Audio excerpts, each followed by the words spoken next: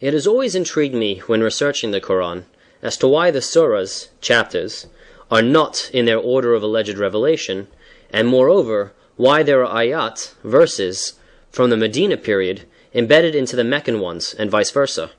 What's your input? As our series expands, we shall dwell upon every single characteristics of Muhammad and his Quran. Each and every one of them will be investigated, and we shall bring them to the attention of our audience. We shall do so based, as usual, entirely upon the Muhammadan records themselves, that never fail to prove the opposite of what the scholars of Muhammadan Islam do their best to deceive both the believers and the unbelievers. Contrary to the current falsified assertions by the learned followers of Muhammad, the Islamic records show that according to the opinion of the majority of the earliest Muhammadan exegetes, the surahs of the Quran were not arranged by Muhammad, and that the whole sequence is based on ijtihad. Ijtihad is the technical term of Islamic law that describes the process of making a legal decision by independent interpretation of the legal sources, the Quran and the Sunnah. The reason for this conclusion is based upon the fact that there are important and undeniable differences in the sequences of the codices of the companions that we have available. The following are the orders of three important masahif, books, as mentioned by Imam Jalaluddin al-Suyuti and Abu al-Faraj Muhammad ibn Ishaq al-Waraq, also known as Ibn Nazm. I shall only recite the first 12 out of 114 surahs from each, and those listeners who want more detail should go to our website of www.inthenameofallah.org. Order of Ibn Mas'ud's Codex: 2, 4, 3, 7, 6, 5, 10, 9, 16, 11, 12, and 18. Order of Ubay's Codex: 1, 2, 4, 3, 6, 5, 10, 8, 9, 11, 19, and 26. Order of Ibn Abbas's Codex: 96, 68, 93, 73, 74, 1, 111, 81, 87, 92, 89, and 94.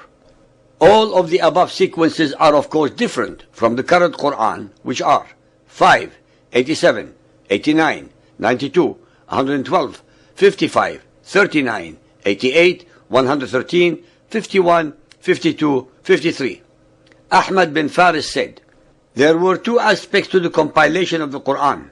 One was putting the surahs in a certain order, such as putting as-sab' al-tiwal, the 7 long surahs, first, and following them with the ma'in, which is what the Sahaba, Muhammad's companions, did.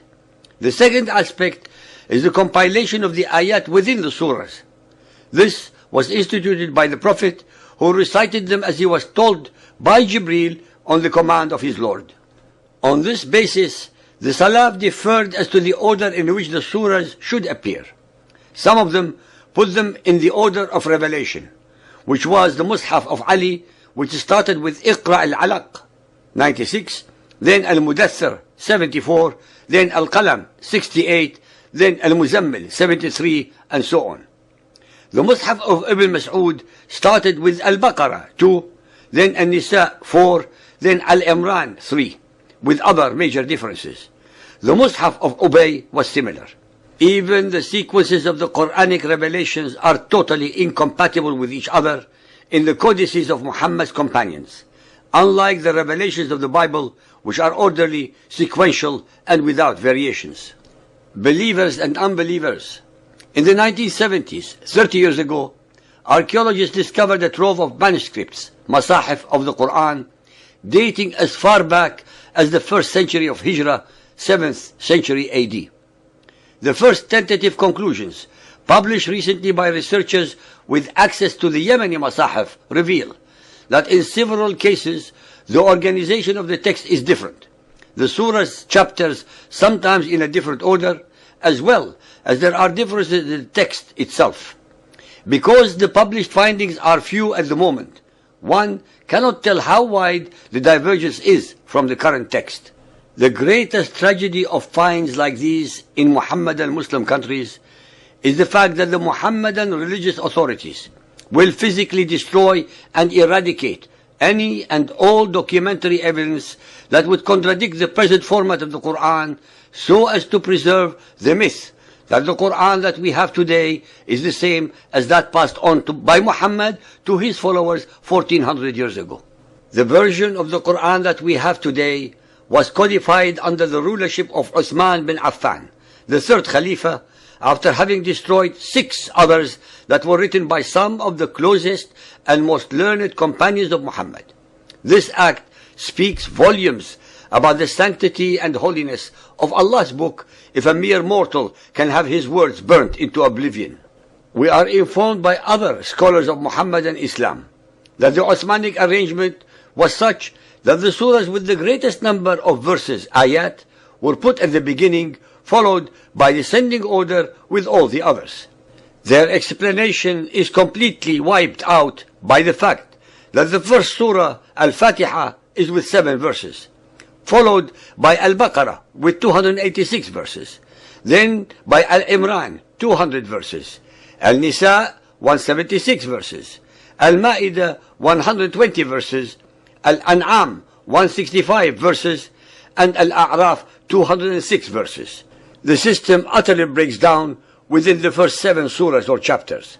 All their attempts to give this man-made arrangement divine or mystical attributes collapses when put under the scrutiny of facts, recorded history, and logic. As we have shown in numerous other chapters of this series, there is absolutely nothing divine about a book that was completely and unilaterally authored by one human being called Muhammad.